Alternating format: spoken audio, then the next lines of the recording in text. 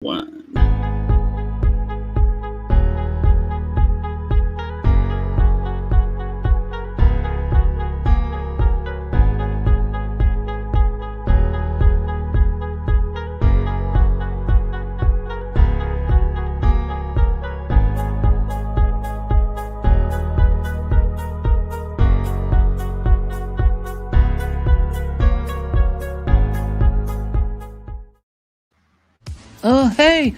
Hi, hello there, and welcome to the show, ladies and gentlemen. We hope everyone's settled in and having a great day because we're about to have a blast. We've got some awesome guests on the panel tonight. You can find the links to their channels in the description below, so be sure to check them out and see what they're all about. I sure do hope that you've gone to the bathroom already, everybody, because the show is about to begin. Take it away, Flippin' Rook. Welcome back, everybody, to the Fandom Collective YouTube channel. We're just kicking it in on a Sunday this time instead of a Wednesday. It's a good time that we can get Nerd Cookies on, talk some Lord of the Rings stuff. What's up, Nerd Cookies? Hey, good to be here. Doing good. That's great. Great to see you again. Last time we spoke, I was I was doing one of my characters for the Rookies Legends, which I have put the kibosh on at the moment. But I'll have announcements with some of that stuff soon for those projects. But anyway, with me again, I mean, he's almost like he might as well just be part of the show now. Flipped out again with me. What's up? What's up, guys? How are you, Rook and Nerd Cookies? Always awesome. doing fantastic. I'm ready to talk some Lord of the Rings. I've just finished watching, close to finish. I decided to show my youngest the Fellowship of the Ring in preparation for this stream. And wow, it's been at least 10 years since I've seen it, and I am extremely excited to talk about it just a little bit anyway. Awesome. We'll be getting into that in just a little bit. Here we got Runner Studios in the chat. What's up? Says Halo FC and Nerd Cookies. What's up, dude? Love seeing you around. Before we get into the nerd stuff, into the Lord of the Rings stuff, I'm going to do a shout out to our patrons. We got a new member recently. So we got Mongo's Big Things. We got Thomas Gilkey, Lady Tariel, Culture Casino, The Atlantean, Angela Straven, Inside the Holocron, or The Wilk Report, New Comic Book Normie, James Clark, Douglas Nelson, and our brand new patron as of recently, RevKev. What's up? You guys, it's good to see you guys around. The patrons are really helping out with everything. We're kicking more things into high gear. We got things working in the background that are taking a long time to come through, but we're hoping to see results with that by the end of the month or next month, hopefully. And you guys will be liking that as well, hopefully. But yeah, so something that's kind of funny going around. It's been like, 5 or 6 months since the C virus started? Yep. About there. Yeah. I used to, we used to ask, how you guys doing with it? You guys coping all right with it? It's just kind of normal now. I'd be more surprised if there wasn't a riot going on or if there wasn't somebody saying something stupid that people don't agree with lately. What about you guys? Are you guys kind of used to it or? Well, my life didn't change that much. I work from home to begin with, so it wasn't that much of a change to my daily routine. But yeah, just the mask wearing and when I go to the store, and I'm just trying to not get too engrossed in the news. Yeah, it can be quite annoying. Do you have like a spare one in the car in case you forget it at home or something? Because that's happened a few times with me. I got one in the car just in case, because it's like, I think I keep it in the car and then I wash it periodically and then put it back in there. Yeah. Do you know why you should wash them? Why? Flip, do you remember why? Oh. Why you can wash them? Why if you have a reusable mask, like a cloth one especially, like why should you wash them? Why should you wash them? Yeah. It's very similar to underwear. I mean, they get nasty. I mean, they develop micro mildew. If you don't wash them frequently, the germs build up in there, and it becomes micro mildew that you breathe in and out. It's in your face all day, and it's really nasty. So it's always good to wash your mask if you're going to. Wash your hands. I say that to my coworker when they're about to start their shift. I'm like, hey, do you remember to wash your mask? Oh, enjoy the micro mildew if you didn't. So yeah. Even I just watched a little interview with some sports guys, playing football, I think. and they have this thing on their mask now. It's like a clear cover all the way down to under their chin, and it's all fogging up, and they were like, face shields. Is that what they're Yeah. called? Yeah, the shields. I can't breathe in here, dude. I was like, man. Hey, Thomas Gilkey. Yep. What's He up, just joined Thomas? Yep. What's up, Thomas? Good patron, good feller. He got me on a good rant on our last stream because he was telling me I didn't believe him. He said that there's like in some stadiums where they're trying to do baseball and all that they put cardboard cutouts of people in the stands. Yeah. Oh yeah, and I think the basketball games, don't they have like a digital? They're projecting something like a digital face, and you could see it kind of be all pixelated and weird. I just watched clips of it, like highlights of the games. Now I have to check because now that's like this isn't right. Weird. Basketball audience. I tell you, like Rook, you were asking if we feel sick of it. I'm not.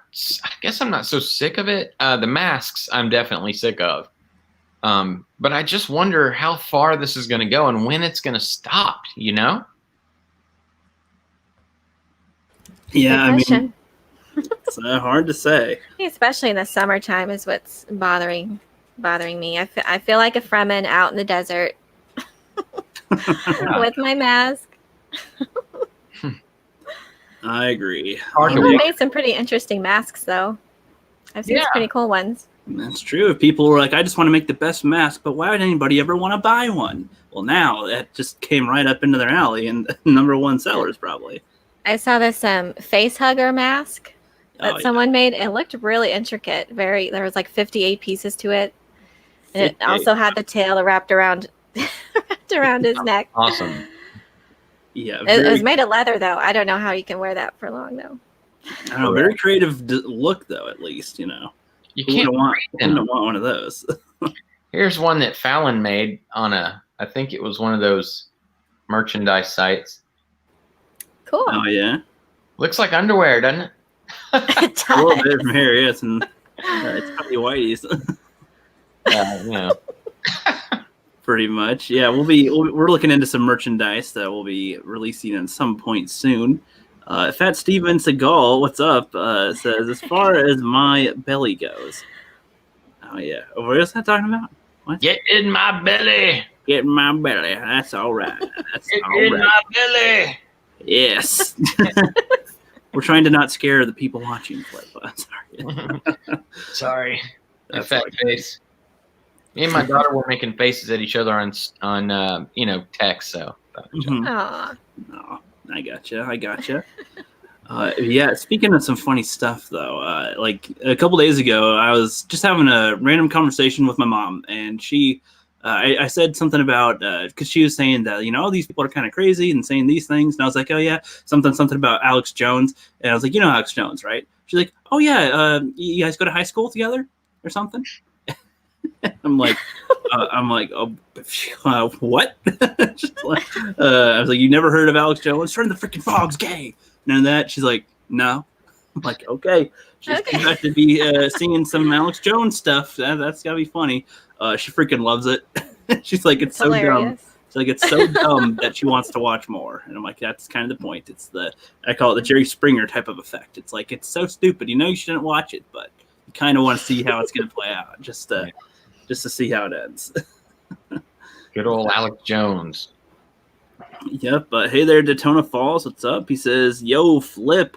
Like your last video, I'm as lost as a fart in a fan factory. I wasn't joking in my last video. Yes. Thanks, Daytona. Thank you. I love that. What's up, Script Doctor Bob? What's up? He says, hail Chad, hail Flip, hail Rook, hail Elaine. Hail Script. Good to see you. Good to see Script Doctor. Oh, yeah, he put his first video out in forever recently. Yes, he did a really good review of the Star Trek Lower Decks first episode. That's all I'm gonna watch. I don't need to watch the show. Yeah, Script people can watch it for me. Is it great? Are people liking it? Their newest Star Trek? Is it holding up to what people enjoy with anything? No. Again, it's just a cheap imitation of Star Trek. Well, it just has the skin of Star Trek, and yeah, I mean, based on the trailers, I wouldn't have guessed it was Star Trek. I mean, I'm not a huge Star Trek guy, But I was like, this looks like just some spin-off cartoon of another cartoon of some kind. Like Rick and Morty. Yeah, It has kinda. a Rick and Morty style a lot, and I think they're trying to, Yeah. which that's what they seem to do a lot with the Star Trek now that's being produced, is just a rip off of other IPs. And I know they have Star Trek, but this will come up in a video I'll make at some point. I don't know when I'll release it, but I'm working on it. And it's like, if you want to make new stuff that like continues from old things like Star Trek, you want to make new Star Trek, like work on exactly what you want to do with it, and then maybe make it if you think you can actually make that entertaining enough, or continue their story, continue the characters. If you can't, it's kind of like you're already kind of done with the well. Maybe just let it be and don't touch it. Yeah. You know, like We talked in length about that, Rook. yeah, Agree more. big time. Raywan Ginger Raven says the food or the site. I assume for a second I thought she was saying for nerd cookies or something. The food, the site. No, he says hail cheeseburgers. Says Fat Steven. Beat up Brian Johnson. Wow. I gotcha. I said you can't eat a website. Not yet. Soon. Runner Studio says I'm playing Ghost of Tsushima in case or what? RN because I want good things. Yeah. Right now. Yeah, that's good. Yeah, I'm trying to refrain. I see my face gets really close when I'm trying to read stuff. If I want to read it from farther away, I gotta put on the shades to be doing this and all. But yeah. As long as you can read, brother. Exactly. As long as I got my eyes, I can read. That's a fact. But all right, so let's start getting into the topic for today. Shall we begin? So it begins. And now it begins. So it begins. And so it begins. Shall we begin? Shall I begin? Shall we begin? Shall we begin? Shall we begin? Yes, are you not hyped? All right, so Nerd Cookies is our special guest, and for those that might not know that much about Nerd Cookies, do you want to give people a rundown on what you cover on your channel? sure. I do sci-fi and fantasy content is on my channel, news and lore. I've been focusing lately on upcoming projects like new adaptations as far as like Dune. So I mostly have a lot of Dune videos, and those have been doing really well, and especially because of the new upcoming film, but also Lord of the Rings. Been making more content of that and kind of getting hyped up for the Amazon series, which I hoping will be good. I just released one on the new Apple TV Foundation series as well, which is an adaptation of Isaac Asimov's novel. So yeah, come check it out. Okay, so there's going to be two different places where they might show Lord of the Rings, kind of? Is that what you mean? I'm sorry. Amazon. Lord of the Rings is on Amazon. Yeah. And Apple TV has Foundation. Oh, okay. I thought that was There are like too many streaming services. See, I guess I got confused and thought that Foundation was the name of a book within that Tolkien did or something. Because I know he's got I know he had a few books that he did. I think that helped explain. That's Isaac Asimov. Now, So I do science fiction and fantasy, so there's a mix of there as well. is there you said a series from Lord of the Rings coming on Amazon? Mm-hmm.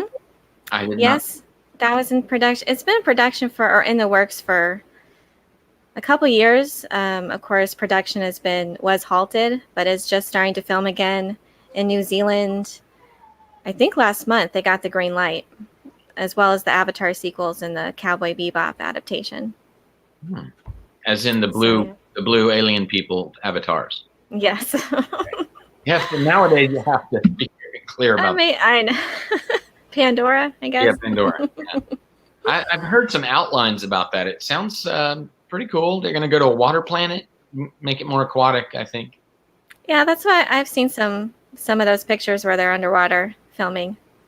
Yeah, that's going to be cool. Yeah. It's a little. Interesting. I mean, it's a little bit of a wait since. When did it come out? 2006, something like that. Yeah, a long time ago. Long time ago. Looking forward to it though, nonetheless. And I am surprised to hear that they're doing a Lord of the Rings series. Any actors Mhm. that I would have heard of involved? There's a couple from Game of Thrones. Oh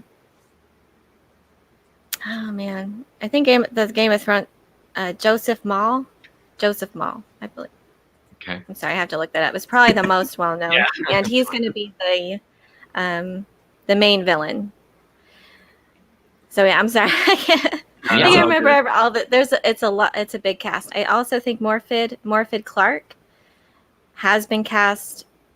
I don't know if it's been officially confirmed yet, but I think it's that she will be playing Galadriel. Okay. How do you So say that her will name? be interesting. Morfydd? Yeah, Morfydd, two D's. She's definitely a younger actress. So Cool. sorry they couldn't get Kate Blanchett. Yeah, really. Yeah, trying. Tyler. If only. If only. And Do you, there's a large cast, and I'm trying. Those are the names that pop out, but right. there's several that have. I think they have code names. I think Joseph Mall is supposed to be, his character's name was Orin, but that's not a character in Tolkien's works. And if he's the main villain, and Sauron is confirmed to be in it, so he Really? might be playing Sauron. See, now I guess, do they have an estimation on when they'll release it now, do you think? Next year, I guess, would be optimistically next year, but they don't know for sure yet because filming is just Right. Yeah. I production in imagine general is crazy. just so up in the air, and they have a lot to film. It's supposed to be 20 episodes. Yeah, especially if they have to travel around. I mean, when they shot Lord of the Rings and had to go to New Zealand, I mean, try doing that Mhm. now. Yeah, I assume they have to do 14-day quarantines everywhere they go, pretty much, Yeah. to be tested and wait and chill.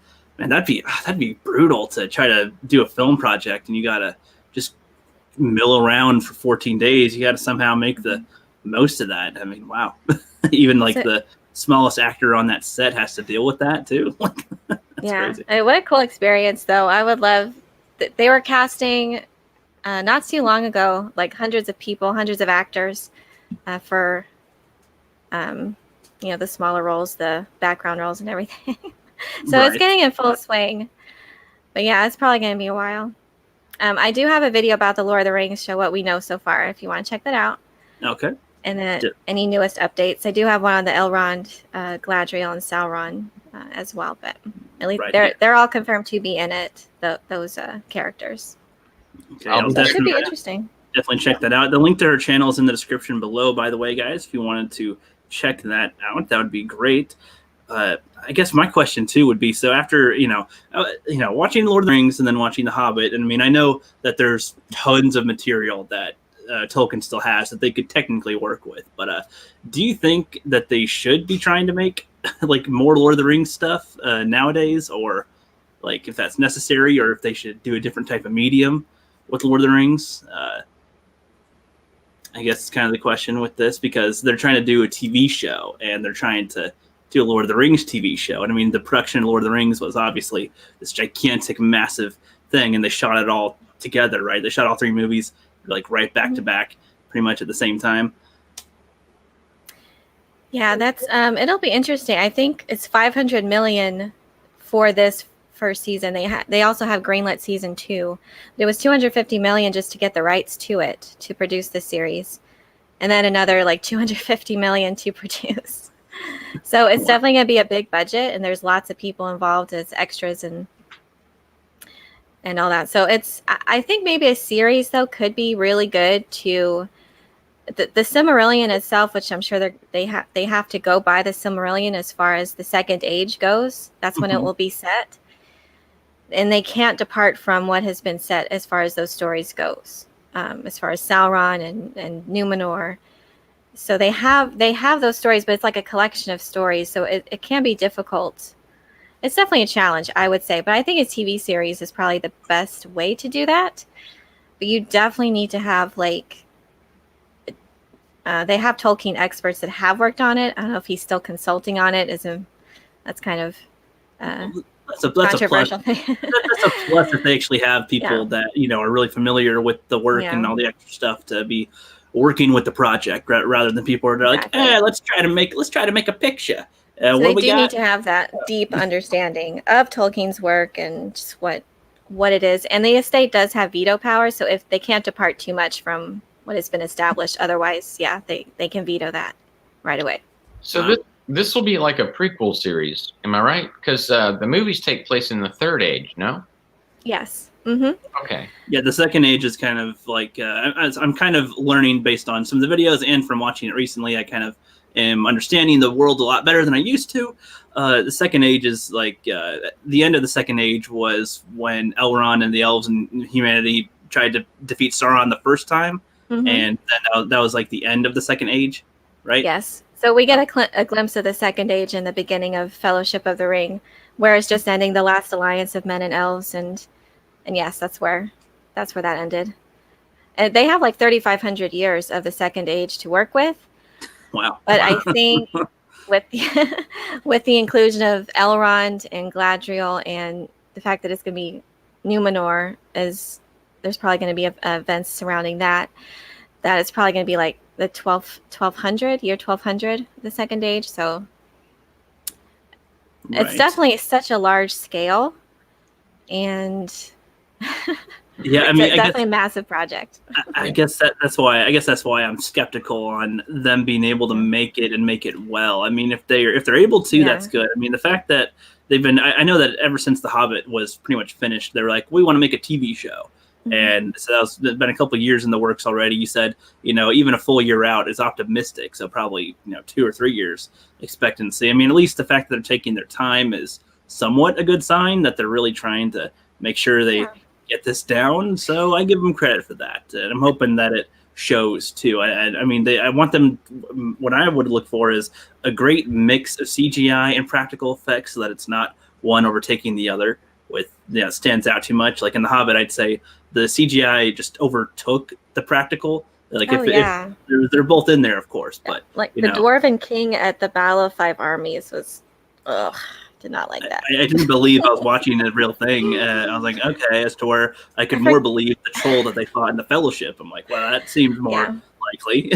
And it holds up. Those films still hold up for today. The Lord of the Rings trilogy, and The Hobbit, not so much. I mean, especially in that.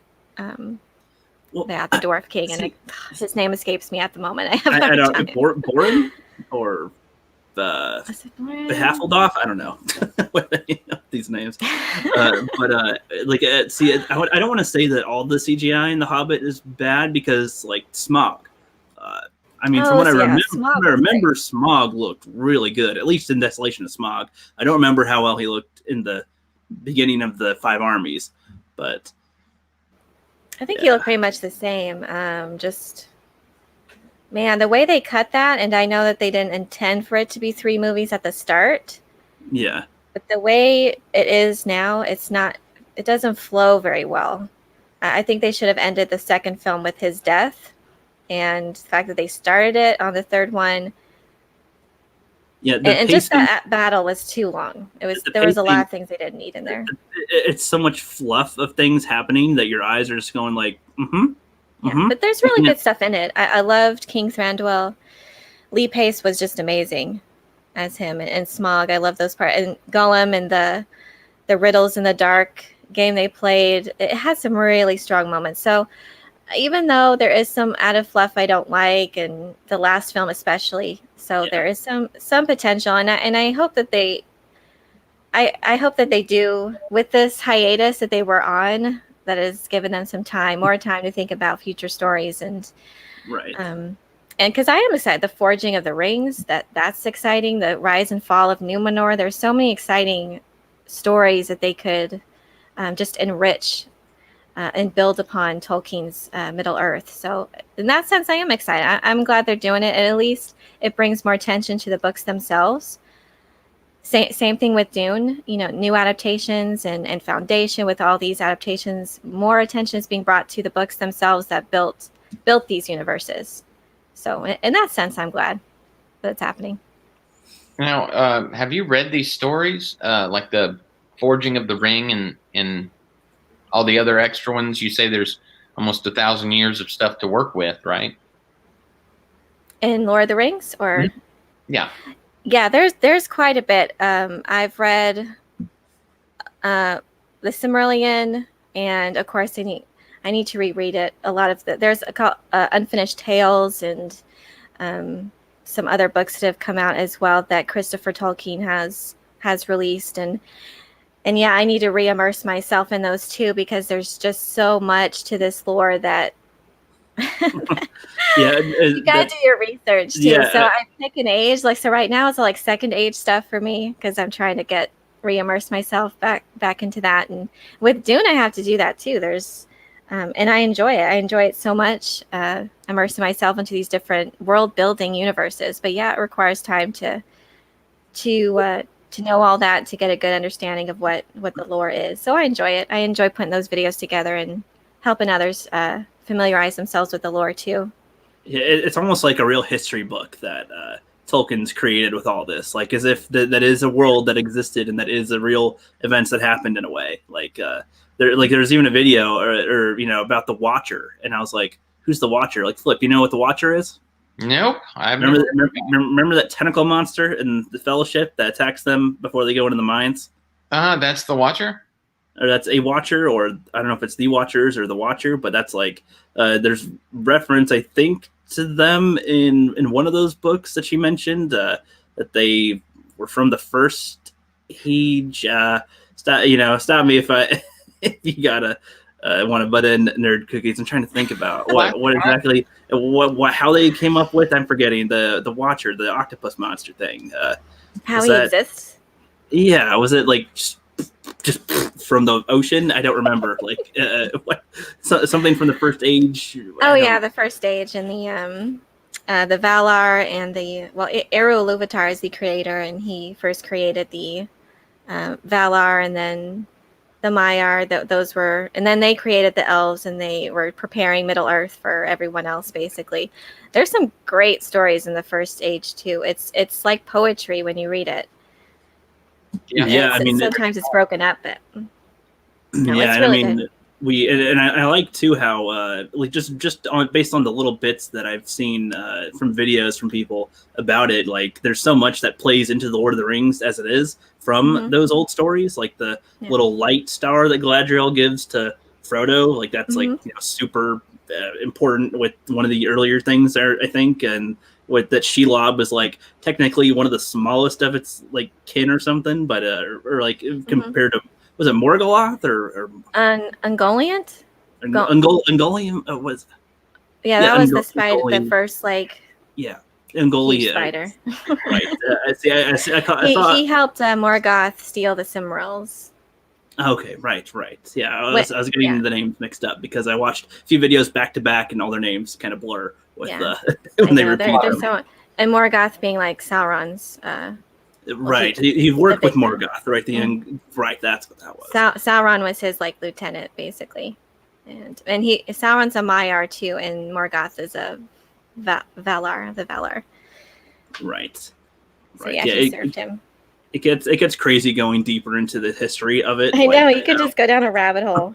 Like Beren and Luthien is one of my favorite stories, and I did a video on that, and it was about the Silmarils, Beren's quest to get a Silmaril from Morgoth's crown, and it's one of the stories that I would have hoped that they would have adapted, because it's such a cool story, and there's I don't know, when you read it, it's like poetry. It's so beautiful. So I would recommend that if you're gonna.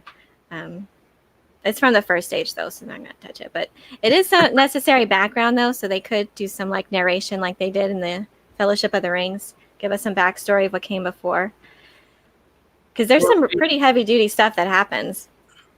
I just thought it was an octopus, and I thought I just saw it. It's all from bad people, bad beings, it's like the way that it had its face shaped was making me think, is that like, can it like talk? Like, go, hey, what's up, bro? Like, trying to get into my mind, because it like had its eyes, nose, and mouth, and I was like, huh. And it's kind of weird the way like when it get hit with the arrow, it's like, rather than like, I don't know, it wasn't like a squiddly noise. It's like, I'm trying to get you. Ah, man, I'll clap this on you. All right. What gets me is like, you know, when they're fighting the cave troll or when they're fighting the octopus. Sorry, I can't remember its name. Yeah. But I always think like about my size, you know, and if someone was, I don't know, about this tall and they had a bow and arrow or a sword, it still hurt pretty good, you know. I mean, if you were the giant, I don't think it would take 20 arrows to take me down. I'd pretty much be crying with the first one in me, like. He'd still be like, "Ow, ow, no, why'd you do that? It hurt." It is just adrenaline. They're operating on that. Yeah. They don't feel it. See, the only confusing thing, like, there's a while ago, I was trying to think about critiques with Lord of the Rings. Like, you know, what can you critique about it that could have been better or improved on? And one I was I'm not sure if they have an answer for it. That's the thing. You could miss something in Lord of the Rings because it's so long and in depth with stuff. Like, when they fight the cave troll, it doesn't really have that much armor on it, does it? It's pretty much bare and just going in, just clothes and, you know, banging away with the weapon. And then in Return of the King, you know, when they start charging Gondor, they're like suited up in armor, and they seem to go down way easier with arrows and spears than the cave troll did when he's getting arrows and being stabbed and everything. Like, the power level differences or the amount that it takes to beat them seemed off with the cave troll to the warrior trolls. Yeah. Yeah, well, I'd say the forces at Gondor were more equipped. I guess it was just the fact that, I don't know, it seemed like, you know, a couple arrows to the head of the cave troll didn't take it down. Being stabbed with swords a bunch didn't take it down. And all that. I think I got hit in the gut, too, with a spear. And it still didn't go down. And then it's like the other ones have armor on. They get, like, a cut to the side, and it's like, you know, or, you know, a couple arrows, I'm down. But they have armor too, though. So it's like, I don't know. I just kind of thought an armored up one would be way tougher to take down. Oh, yeah. But that's, I don't know, because they're also frantically hit it in the right place. I suppose, but like even Legolas can, you know, couldn't take down that one guy and in the Two Towers that was, you know, charging at them as well. Yeah, so yeah, I get that. I do think they were more realistic though than the Battle of the Five Armies. Scenes.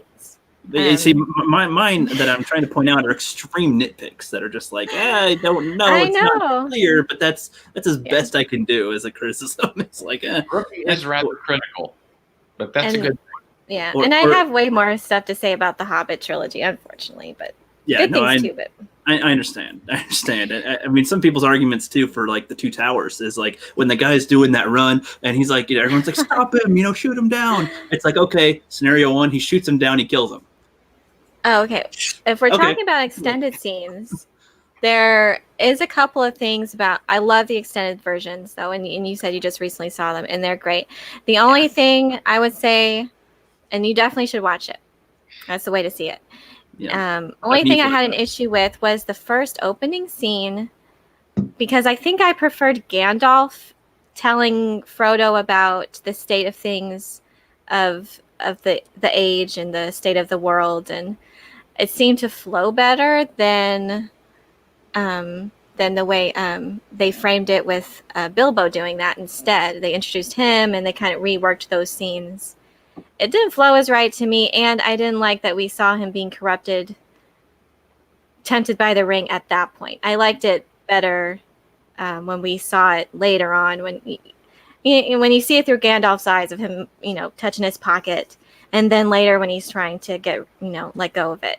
I thought it flowed better for me. But apart from that, I thought, yeah. Are you talking about the intro to the Fellowship or to? Yeah, like the extended versions do it a little differently. The opening scene with Gandalf when he enters and Frodo meets him.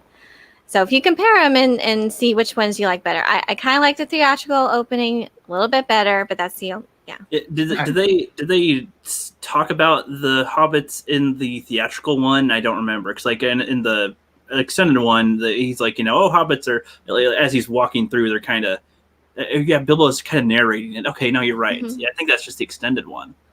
I think it's just Frodo and Gandalf, and then they go into the Shire in the theatrical, and then the stuff with Bilbo happens later. Yeah, okay, yeah, that's actually kind of makes sense with it. I'm okay with either version. Are the extended versions? Okay, so I went to look at them on Amazon. I have Amazon, and Apple TV, and I think it wanted on Amazon. It wanted me to rent or buy it, which I was not very interested in buying it. And so is that where they are on Amazon as far as an extended release? That's where I watched mine. Yeah. Okay. Yeah, I don't think they're on like any streaming. So I think it's just a theatrical version if you're streaming it. Okay. Yeah, I'd say if you think you're ever going to watch it more than once, which, I would recommend, once you watch it, the extended, I don't know, it depends on how much time you got. You're also, it's hard to tell. Like with me, I do like to explore it more. I thought that the extended scenes were just going to be like when they drank extra water from the tree and grew a little bit. I was like, is that like, scenes like that? But no, there's a lot. Yeah, a lot more stuff. Cool. I love the scenes where Frodo and Sam see the elves walking through the woods as they're traveling. And that's a beautiful scene. Also when Galadriel's giving everyone their gifts before I love that scene too. Yeah, was that, I don't think that was in the theatrical, was it? Because I didn't remember. And Gimli's talking about, he asked for a hair off her head. Yes. It's really sweet. Yeah, it was kind of funny. He's embarrassed about it. He's like, I don't want to tell anyone what I asked for. The fact that he hates elves so much, and then he, asked for a piece of her hair is like, that's such a turnaround. And you can tell he's blushing under his beard with that. There's a lot of little scenes like that that really add to it. Sorry. No, I was just going to say I saw them all in IMAX when they came out. I think in 2001. Is that the first one? That's when the first one came out, I think. Mm-hmm. And those were pretty long. It's hard to sit through them without having to get up and go to the bathroom. So I went to them all successionally. I think they came out every 2 years after that. And so an extended version, let's say Fellowship of the Ring, how long does it take you out? Like 4 hours? It's 3.5, I think. Yeah, I have to look it up, but yeah, it's probably around 3.5 hours, I think. Some theaters will still, they did before. Some theaters would show the extended versions. Yeah, I heard they were extremely worried, even with the cut down versions, that people were not going to want to sit through the whole thing, and that the theaters were like, why do we want to pay, like have them pay for one ticket to sit for like 2 hours worth of movies? It's 2 tickets worth of movies there. Is probably what they're concerned with, but I think they'd be surprised people would want to sit through that. That seems to be one of the only criticisms people have with the even the theatrical, that like they just have to go to the bathroom a lot, I guess, and so I don't think as much. They think it's too long. I don't know. So they want it to be shorter so that they can go to the bathroom, and I'm like, I don't agree with that at all. Like No, yeah. Well, I think the intermission should come back. If it sacrifices the integrity of the story, put an intermission in there. I'd say 3. If it's 3 hours or longer, probably have an intermission. Why not? That makes sense to me. I agree with Angela Straven. I haven't seen them or heard of them before, and until tonight, so I'll be doing that myself, Angela. I mean, with me, I thought it was more of like, whenever people refer to Lord of the Rings, you always have to say the extended or theatrical, because that's what everybody would say. You mean the extended or the theatrical? And it's like, with nothing else is that brought up as often than with Lord of the Rings, because there's a humongous difference in the quality. I've watched the theatrical ones my whole life until I saw the extended ones. Let's actually see if they add to it.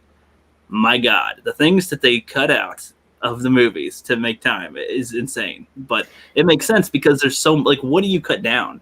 Like they had to narrow it down to which stories are going to resonate the most with the audience. What can they portray the best on screen? And even if there's some great moments they cut out, they just got to cut them out for the time. So yeah, there's maybe a few scenes I'm okay that they cut out, but for the most part, I'm like, yeah, definitely. Especially Return of the King. I'm like, dude, how can they cut that out? There's also extended versions of the Hobbit trilogy. Oh, really? Yeah. I haven't bothered to look because I never watched them again after I watched them in theaters for the first time. I know. There is probably one, and I think it's in the Desolation of Smaug. There's probably one portion. Jane Theory, hey. What's up? Awesome channel. There's this scene where Gandalf and Galadriel and Elrond are coming together. I think Dol Guldur to investigate the necromancer. There's this whole scene, and then he sees Thorin's. Well, I don't know if I should give it away if you haven't seen it, but there is some scenes in there that I think is worth seeing in the extended versions, and I kind of wish they would have put those in there instead of some of the extra fluff we didn't need. But it was definitely setting the stage for Sauron, and you definitely got that from those extended scenes. So some people would argue that kind of makes it worse, though, like because in Lord of the Rings, Gandalf's like shocked that the ring is here and that Sauron is returning for sure, which that actually kind of confused me too. So people were aware of the Eye being around for a while, right, before the Fellowship. So did they not know that was Sauron? Like, well, they probably didn't know like the full. Yeah, they didn't know the full extent of what was happening with him, the extent of his power and what his force is growing and all that. And I agree too. The Hobbit should have been 2 movies at most, and maybe not even the extended versions, because it's a story that's just by itself. It's set alone, and they wanted to make it a prequel of the Lord of the Rings when it should have just been a standalone story. But there's a lot of like stuff around that time, and I get why they felt that they had to add some of that stuff, like with Thranduil,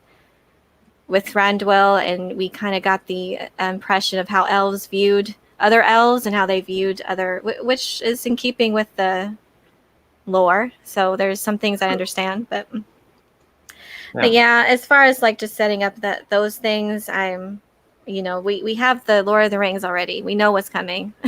Well, like I feel like they could have done the 3 movies with the Hobbit actually, and it could have been okay, but I feel like they'd have to really get us to care about what's happening. But for the most part, we're just like on it's like with the rapids or something. Like okay, we're going through the rough part of the rapids, and then just like a long calm of okay.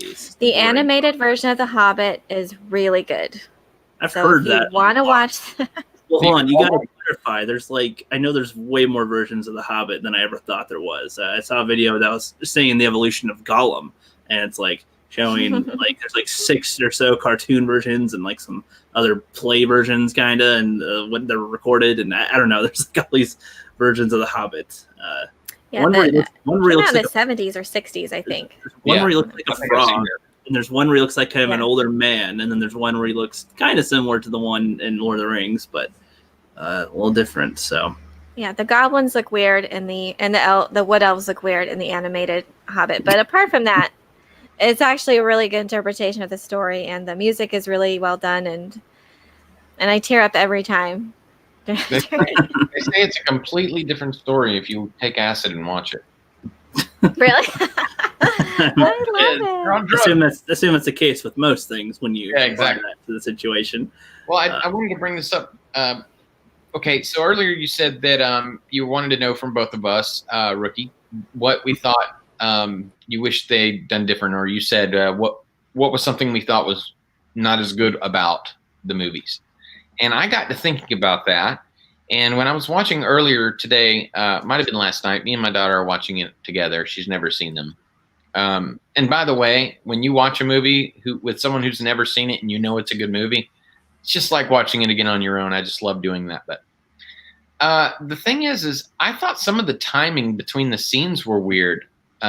And when you bring up the fact that there is actually extended cuts, it makes me really want to see that, because in the beginning of The Fellowship of the Ring, it's been a decade again, since I've seen it. But as I watch it, it feels like they scene jump an awful lot in the beginning. Do you guys get that too, or am I just, I don't know, missing something there? In the theatrical version? Yeah. I don't remember. From Gandalf to Frodo? Yeah, well, they're talking, and then the next thing you know, they're... then there's fireworks, and then it kind of jumps around. Yeah, a little bit. With that stuff. Yeah, I don't think it's terrible. I think it's noteworthy, considering it got an award from, God, I can't remember who. It got awards, I know that. Mm-hmm. But I just thought it was noteworthy that that seems to happen. But I think it's a flow of the way it flows. Movies nowadays have almost trained us to expect things differently. And I'm not talking about content or even SJW stuff in our movies, but the way that our movie flows. You know what I'm saying? Mm-hmm. Did you get that out of the beginning when they're basically setting up the movie and what it's about and what's going on? I mean, I liked it because it's setting. It seems like they're preparing you for how big this world is. And it's like, everything they're telling you kind of it comes into play at some point in the later films, if not in this one as well. To kind of prepare you for it, just subtly. They're not shoving it in your face so much. And I mean, the first 6 minutes was narration and backstory to prepare you for the world too, and that did a good job setting you up for it, so you know how the world works and what's going on with it. So I kind of liked its flow. What about you, Nerd Cookies? The narration I love, and I used to be able to recite it by memory. Wow.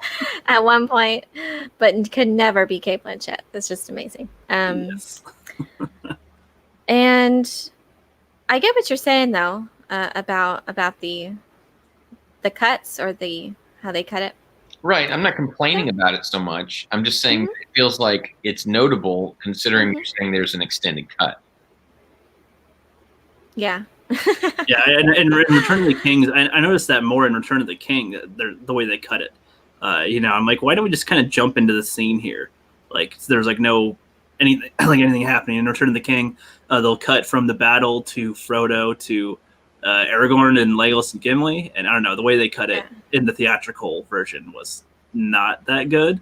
Like, honestly, like seeing the extended editions makes me have some critiques for the theatrical in a way, but it doesn't count because it's not the full version. So it's like, hard to fault it for that when they had to do it to fit in the theaters to be able to play. It makes you appreciate it, the passion that they've put into this, that they would even have a movie that long, or 3 for that matter. Agreed. I mean, these are just epic stories, and the world is so vast and intricate.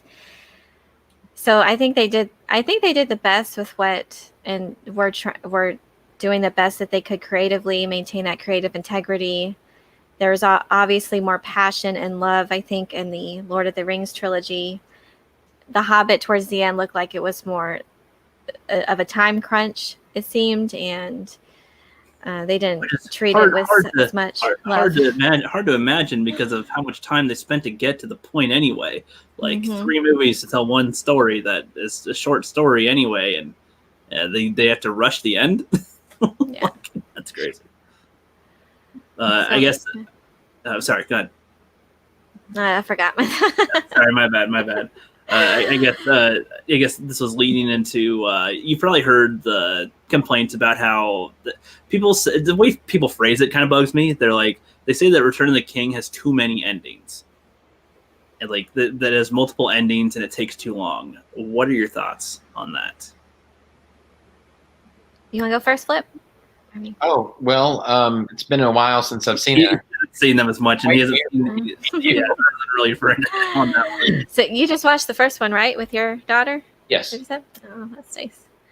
I would say there is probably too many endings if you're in the theater and you need to pee. But apart from that, no. I'm saying storytelling wise, I don't think there's too many endings. And like people were saying, I guess that it should have ended at Rivendell. That would have been like the solid ending of the movie. And I'm like, I mean, I guess, but with such a long story, I don't know. Kind of hard to say. The story deserved it. But I mean, some people have made some good arguments though. Like what if Star Wars did that too? Like after Return of the Jedi, like there's another 20 minutes of just, seeing what they do. Like, would we want that or no? Like, would that be better or worse? It's kind of a good point, I suppose. But they're completely different. Yeah. Things though, because one is based off of these books that have just stood the test of time and are have such an intricate world and all these different languages, just right, and species and just this epic story of good versus evil that just played out. So when you're trying to stay true to an already established source and well loved internationally, a well loved story, I think yes, you definitely need to take whatever is necessary, take whatever time that's needed to stay true to the author's vision. And with Star Wars, it's different. It wasn't based on any existing book. It was like taken as inspiration from other properties and other books, but it was just a story, specifically for the films. Right. Starting out. So I'd say that's different. Yeah, I mean, because that also just brings me to thinking about how long, like, should you make your story based on how long it would be looked at in the theater, or how well it would be in general?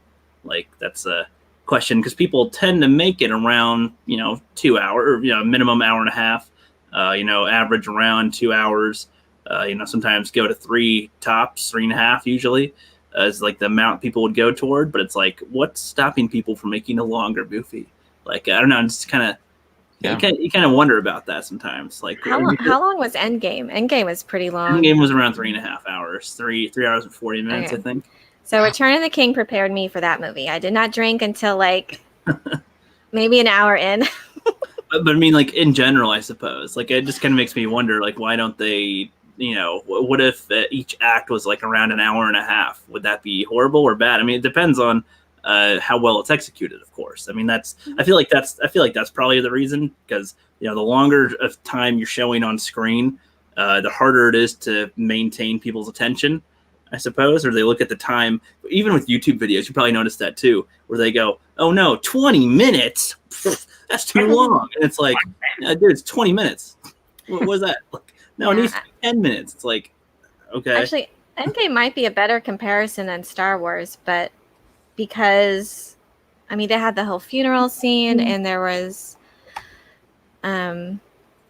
scenes to where, like, we're seeing the Guardians and their ending, and there was like several things that it focused on that probably didn't have to be in there, but they had to be in there because this is the end of this epic saga. And I think that's probably a better comparison, that it needed to take the time that this epic conclusion, this epic saga, like, needed. So yeah, I would argue that it didn't do enough, and the fact that they're going to make more in the same saga, like sequels to it, it just kind of, I don't know, it doesn't have the same kick or punch to it. I mean, the fact that it has over 20 movies, before it, I would think that the ending, I mean, how long should an ending for that be?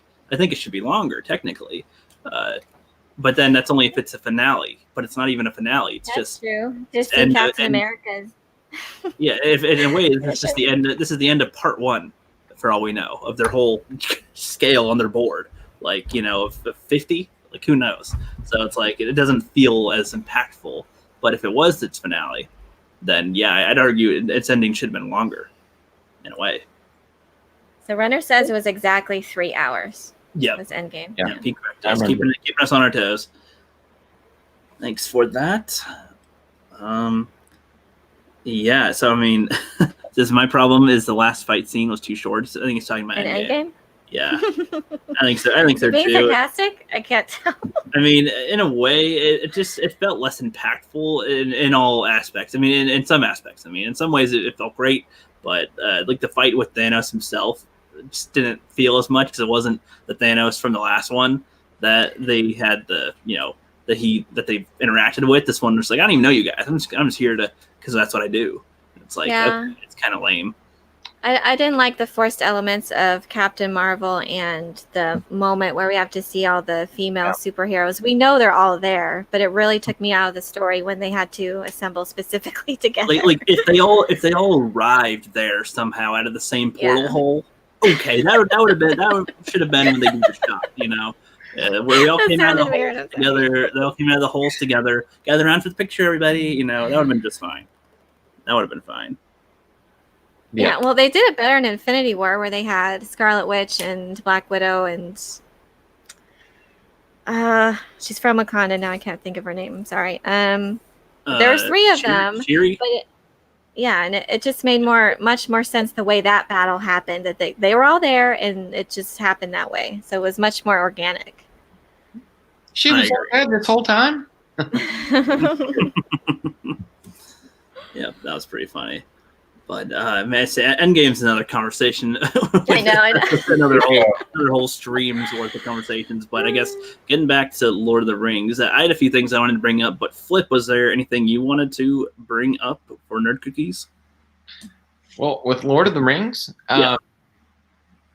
I am glad to hear, very excited to hear that they're doing the series. I'm sure that they'll be putting a good amount. It sounds like you mentioned they're putting almost $500 million into this. Is that about right? 250 million at least just for the production alone. They paid 250 just for the rights. Well, they definitely want it. And if the Mandalorian is any indication of how well they're doing shows now with effects and A-listers and the whatnot, I think they have a real chance of doing it. Is there any indication of agenda being dragged into it, or what's that like right now? There's not too much known about it, other than the cast.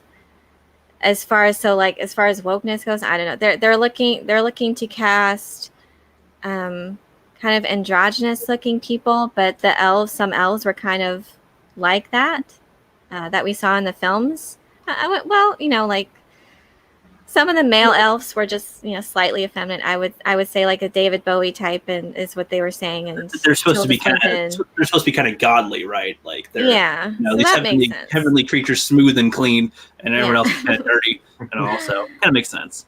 And there are from what I've seen in the comments of my videos, and I'm not sure if this is a widely skeptical thing, but there are a couple Black actors that are featured, and people are worried if that's a sign, because it's based on European and Norwegian kind of lore and influences. So but I wouldn't say that's necessarily a sign that it's of any agenda, really. Right. I don't really care like what the person looks like as far as their skin color. And a lot of these books, like Frank Herbert's books when he wrote Dune, doesn't really describe skin color also, but that he's taken influences from Arab and African tribes for like the Fremen.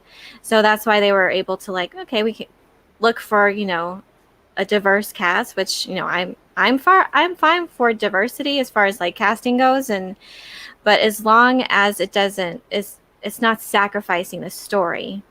Sure. So if you're, which we see done in a lot of things, and it's why I can see why people are hesitant and scared, because then we see story sacrificed for at an agenda's sake or right. You don't have in the middle of this Lord of the Rings show to have him be like, did King sacrifice himself for nothing or something? You're like, wait a second, what? So as long as the story is well done, and then that's the most important thing.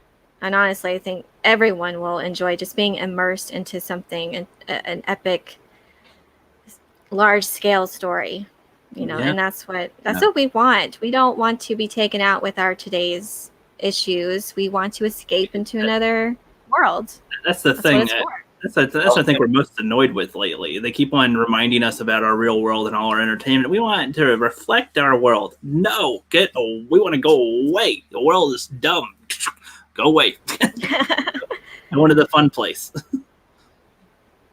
So I haven't seen any I don't know, but I'll keep an eye out for it as more news comes out. But there's so much we don't know about the story itself. So, well, I've had my heart beating about it since I've heard about this all of a sudden today with you, and I'm excited. I just don't want that to go away. So yeah, that was my question.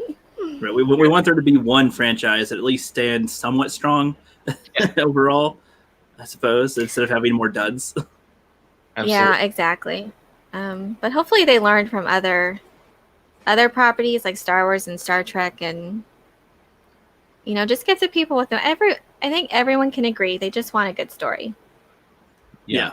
I mean, see, Mahler in his TFA Part 3 critique used one of the scenes from Return of the King to make a point about character and about, instead of having, the nostalgia thing, it's making a huge point. And he's referencing where Elrond gives Aragorn the sword. I forget its name when it's formed again.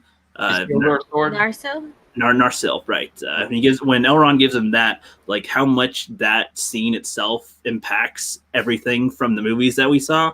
It's like that references the battle at the very beginning for mankind. It's he lost faith in mankind completely. Elrond did, and he's giving this to Aragorn, giving his faith in mankind again. And the sword is going to be used to get an army that was full of traitors and thieves and deserters. And if they can fight and if they can go forward and do something, then men might just have a chance to win this after all, because they're pretty much doomed. Like they're almost completely done. And there's just so much into that. And that's the sword that cut, that beat Sauron in the first place. And it's like there's just all these things into one moment, just of him being there. Here's the sword to him. It's like, Beautiful. damn, all these things with just one moment. Yeah, that's what proper fan service. That's what it is. That's the definition of fan service. Those moments that make sense to the story, that are a part of the story. Yeah, it's like they don't just go like the reference he was using was like when Luke or Han goes back onto the Falcon. It's kind of like, hey, look, we're here before and we're here again. It's like, okay, like that's cute, but there's nothing else beyond that. Yeah. As to where, like with this, it was like this is all these events compile into this story around this sword and this moment with this happening.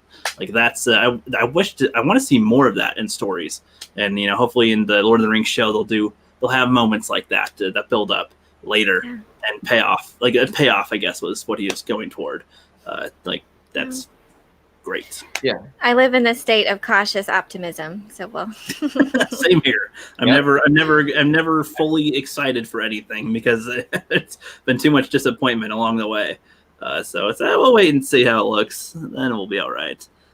But yeah, I guess we'll be wrapping up pretty soon. And I guess I had a couple of questions that you might be able to answer, being a Lord of the Rings expert.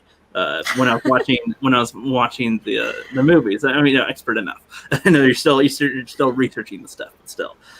So when Gandalf is fighting the Witch King, right? I was going to say the Night King, the Witch King.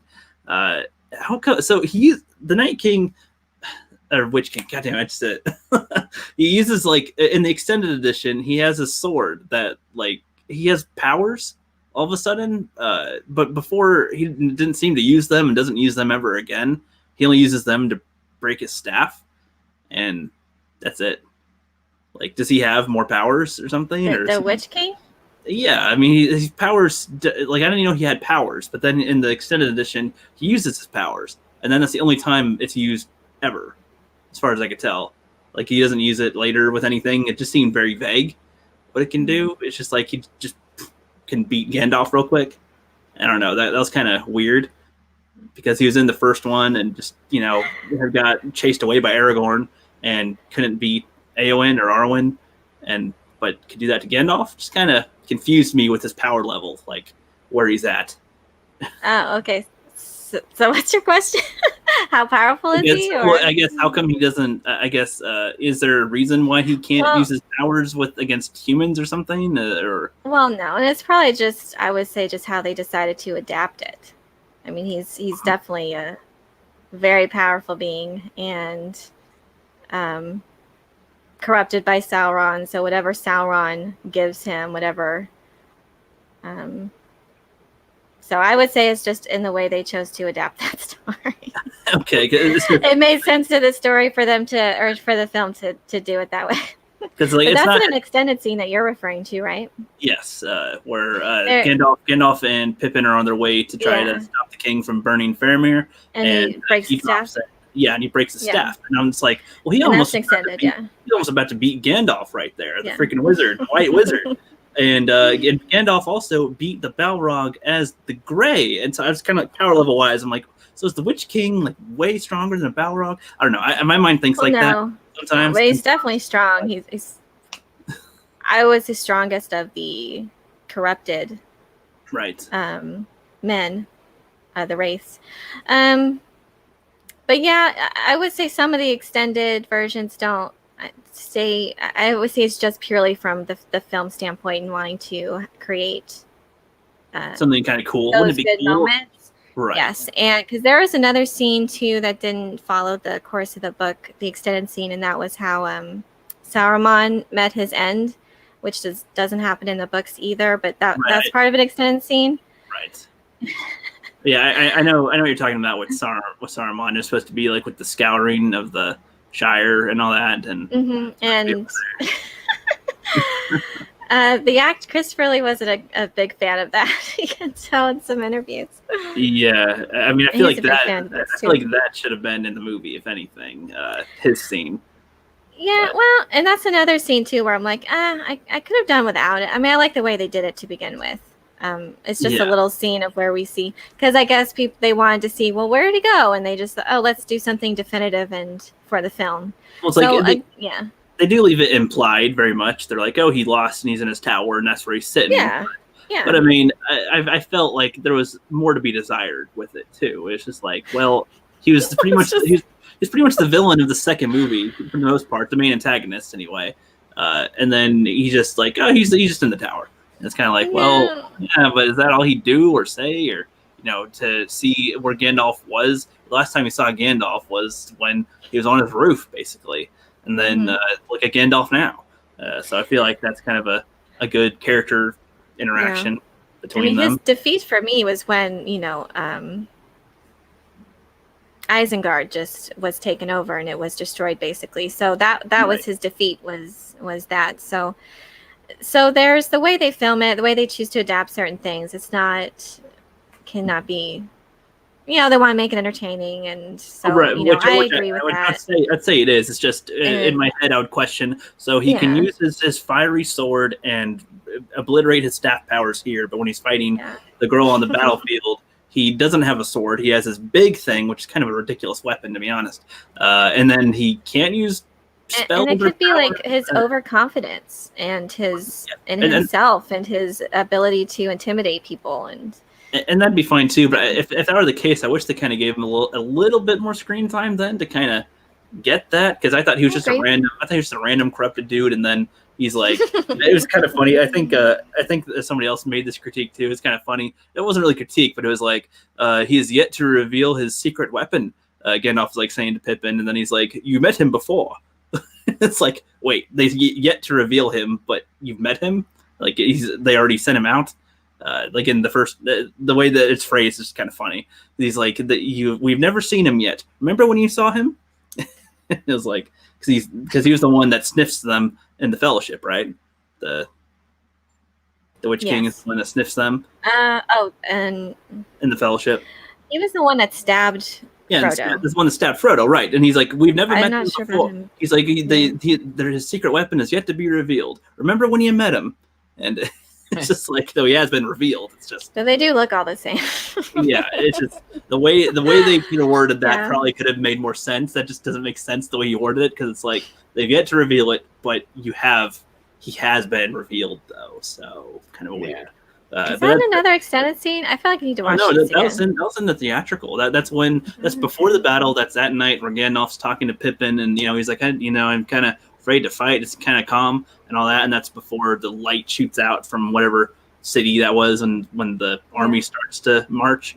That's before Frodo and them start climbing up the mountain and everything. Like, I don't know. It's just kind of a weird wording of it, and it's like that's the top type of critiques we can possibly do. That's like the wording was a little weird, and that's it. Like with that, that's all.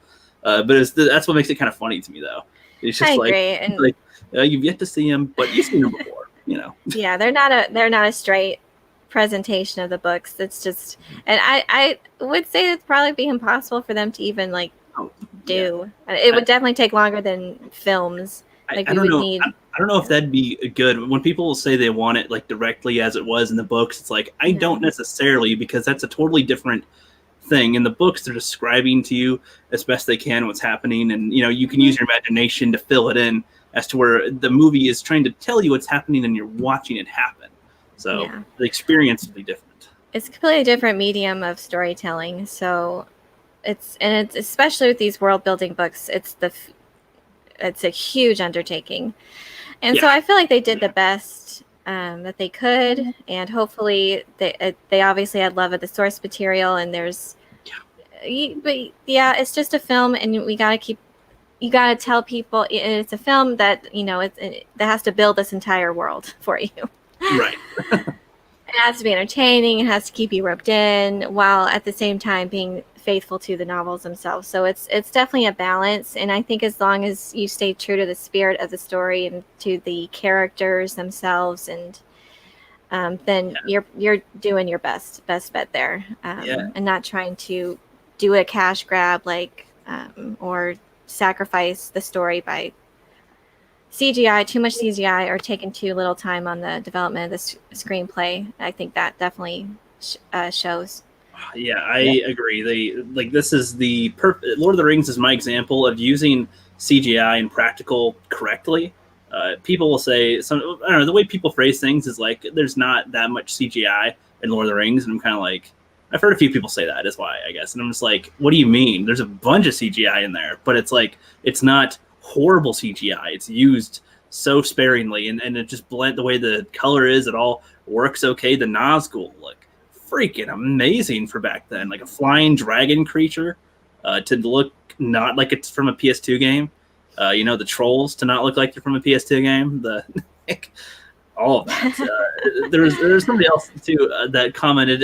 Tell me what you think. I don't remember. Do you remember the elephant battle, the Pelennor Fields flip, the giant elephants, and the ghosts come in with Aragorn on the pirate ships, and they kind of flood the area. Well, sliding down and hopping off was a little janky, but yes. Somebody said that he wished that there was more, that we got to see a little bit more of the ghosts killing the orcs. What do you guys think? Because I mean, the only angle I can get is that the undead king or whatever, the ghost king, I guess there's some story with him, I guess, but the ultimate, ghost killing, unkillable ghost killing orcs. How fun is that? I don't know. So they were saying they needed to show more of that, of the actual ghosts. Because they didn't like how the ghosts just kind of flooded the field and cleaned up. They wanted to see more of the ghosts killing the orcs. Mm-hmm. Like Bruce Lee. I guess, yeah, it's like killing them. Yeah, I guess. Okay. Because it wouldn't happen like a normal physical battle, though. So I don't know. That was my thing. They just tap you and you're dead, pretty much. They get you, you're done. Yeah. So I don't know why it'd be fun to see that. I mean, if it was more about the fact that they're traitors and deserters, and there's something with the characters, but I mean the fact is that as the ghosts are cleaning the house in the background, we're finishing up any scenes with our main characters, which is what I liked. That they're cleaning up in the background, but your characters are still in whatever danger they're in right now. Is it Eowyn or Arwen, the blonde girl that fights the Witch King? Eowyn. I get the name. Eowyn. Yeah, when she's fighting him, the ghosts are cleaning up in the background, but she could still get killed by him if she doesn't hurry. And I think it was after that, wasn't it? The ghosts were after that? Was at the very end? They were in the middle. It was when she gets knocked down around that. He's like, before he does any of the blow, the ghosts have already arrived, but they're way down there still. They're not flooding over that area yet. I feel like it's such a huge scene that they wanted to focus on the characters that they. Yeah, which is good, because that's what they should do. It's pretty long already. I don't know. Yeah, well, he said he'd take that over seeing Legolas take down the elephant, and I'm just kind of like, I mean, I understand how that's still only counts as one. That's the best. It's goofy, but that's the best joke in the whole thing. It's like, and just it's a little silly, but also I kind of think of it like the elves are how old? They can be hundreds of years old, if not thousands, right? They're immortal. So as far as warriors go, if they were just an average warrior, I'd be disappointed. They have these, don't they have extra senses too? They're elf eyes can see far, and they can kind of have different senses a little bit. So him being able to take down that kind of makes sense to me enough. It's not too goofy. It's a little goofy. But. I mean, I like Helm's Deep better as far as the battles go. That's probably my favorite of that. The way it's shot, and the way just the whole setting of it, the rain and the interactions between the characters. It's like And I think 500 it was pretty short. 500 people against 10,000. Yeah, Yeah. So that's crazy. probably my favorite. And I get that of the two battles, Helm's Deep all the way. right. Well, Elaine, I have a question for you. What do you believe are the two towers? It's the Eye of Sauron and Saruman's Tower at Isengard. Why? I only asked because I came across this article. Apparently, there's some big debate about it. So, Wait, really? What the two towers are? yeah. There's a debate on the two towers. Some say there is some confusion over this title, as most people believe it refers to Barad-dûr, the Dark Tower, and Minas Tirith. I'm butchering these names. The Tower Minas of Tirith. Watch. This is a misconception, albeit an understandable one. It is understandable because Barad-dûr is Sauron's main fortress, and Minas Tirith, the main fortress of men opposing him. Goes on to say, the two towers refer to Orthanc, am I saying that right? The abode of Saruman, and Sirath Ungol. Tolkien's letter seems to settle this confusion. I'm not quite sure those names, but apparently the Saruman's place is one of them. Mm-hmm. So yeah, Barad-dûr's where the Eye of Sauron is. That's where he resided. Yeah, Yeah. Well, And Saruman's Isengard Tower. Yeah. And there's a scene where, Saruman spells it out pretty much. He's like gathering forces to fight against Helm's Deep. And he's like, the Union, he's like talking about their forces that they're having, about what they're creating. And he's like the union of the two towers, and at some point they mentioned that they're either one of the men or soldiers say, they're going to attack Gondor too at some point. And that's from Mordor. And then Isengard's going to attack everyone else. So it's the two towers, like the two bad guys gonna attack. It was like pretty much spelled out in the movie. So it's kind of weird that forces there. They combine their forces. Yeah. Yeah, kind of weird that they got confused on that. I mean, I think that's even in the theatrical where it's like the union of the two towers. Yeah. That's kind of funny. I believe you. I didn't make it up. I swear. I believe you. They just missed the details, I guess. And it's been a minute since I've seen these, but yeah, I'm looking forward to seeing the extended versions as well. Now, I'll admit, I used to think that the two towers, like when he said the union of the two towers, I thought like they were going to fuse together for some reason. Like, I was like, are they just going to fuse towers? Can they do that? Just move the ground? And I don't know. That's what I thought it was going to be. But, okay, so Orthanc. I'm sorry, I should look. Yeah, Orthanc is the tower of Saruman, and Barad-dûr was Sauron's. Both were Sauron. Oh, Saruman and Sauron. Right. Yeah. Gotcha. I look at the names. Orthanc and Barad-dûr. Yes, it's a lot of wording. We're being specific, yeah. But it's fun. It's really cool. Yeah. It's like Mark was saying earlier, he likes the way they talk or whatever. I do too. All the language that Tolkien created. Yeah. I still have yet to see, though, the film Tolkien. So I don't know if any of y'all have seen that. I didn't know they had one. With Nicholas Hoult. I didn't know they made one called Tolkien. Let's see. I'm Like based on his life, Tolkien's life. going to add that to my list then if they have it. Oh shoot. No, they do. It came out fairly recently. Yeah, it said 2019. Yeah. I still need to see that. I don't know what the reviews are on it. On here it says cool. it says 4.5 stars on Amazon. Out of 5? Yeah, out of 5. And it says on IMDb 6.8. That's weird.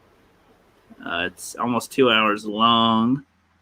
Yeah, I don't know. It says I'd have to buy it for $12, so no rent option. It's weird, but I'll look into that later. But yeah, that's cool. I'll check that out. I guess, Flip, did you have any other things you wanted to bring up with our guest? No, but I just want to say that you've had some really, really good success, and congratulations on all of that. You're doing great. Oh, me? Yes. Oh, Now he likes to congratulate thank me. you. Good job, bro. Yeah, thanks, bro. Thank you. That means a lot. Thank you. Sure.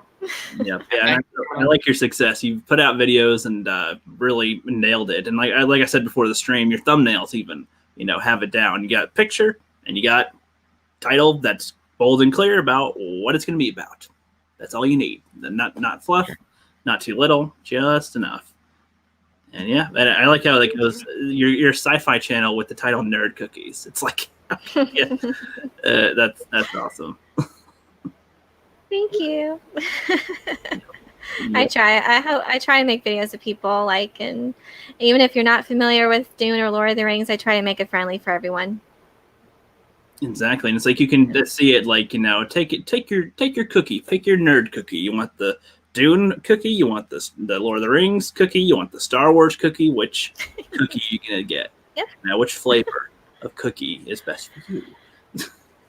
And you're talking to the cookie critic, so that's a big deal. Hell yeah! I did a few videos back in the day called the Cookie Critic when I tried cookies for the first time. So Oh, nice. and I'm off sugar right now, so man, yes. I'm craving cookies.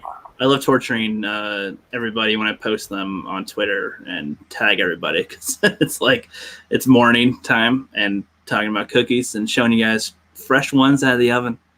Like, Damn. I love torturing everybody.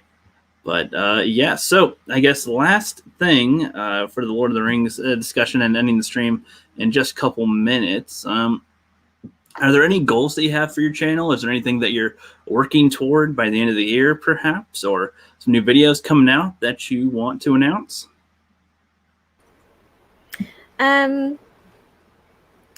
Yeah, I've got some stuff planned. I mean, obviously, I'm working towards 10,000 subscribers. I'm around like 6,500 right now.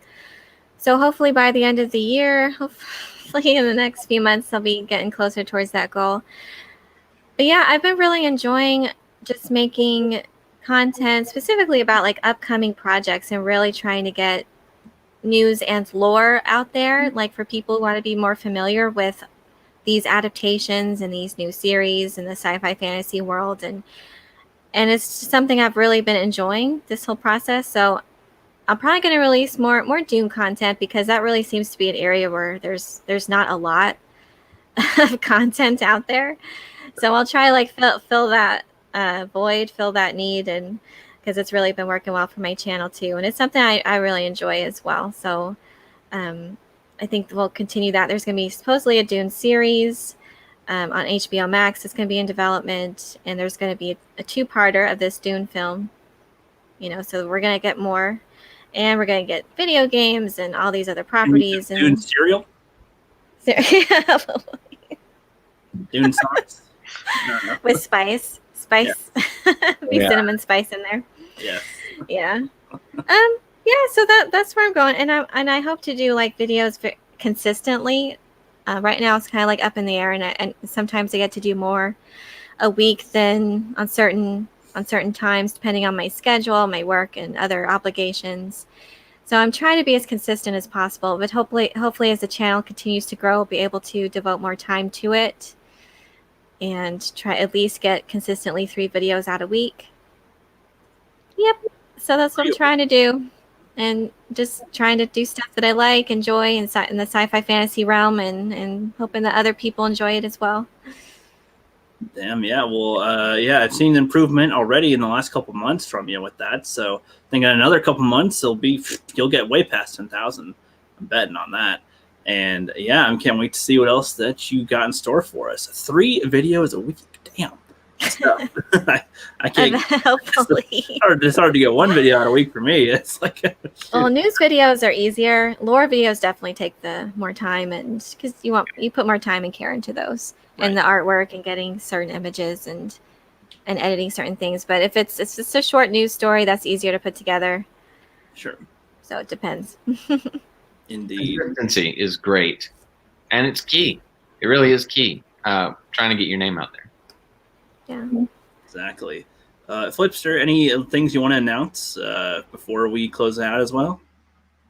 Did we have something we were going to announce? Jeez, I'm not sure if there was something. No, I don't know if you wanted to flash any merchandise stuff or not. If you have them near you. I don't have anything near me, but okay. We have some big things planned. Some big things we're working on. Like the real trading cards. We're real excited about that. And we'll give you guys more details coming soon. Exactly. We are trying. We are trying and flying. Yeah, so with that, thank you everybody for coming by. This was a random Sunday Nerd Blast. We'll be back again on Wednesday with our guest Jade Shadow, or as everybody knows her on Twitter, Mara Jade. And yeah, we're going to have some conversation as well. This was pretty fun. Thank you all for coming out. I saw a lot of people coming around today. We had the Star Wars Quick Clips. What's up, buddy? And the Patreon as well. The Daytona Falls. Nice to see you again. Our buddy Fanscene, who's been recovering from stuff and doing great. I love this content he's putting out lately. Freaking love it. Mongo's big thanks. Our kaiju man in the community. Freaking love it. His freaking kid was adorable, or nephew, with the kaiju stuff. That was funny. Yeah, and Runner Studios, thanks for being with us this whole time. You pretty much stuck around the whole stream. Yeah, so we'll be seeing you guys on Wednesday. Bye.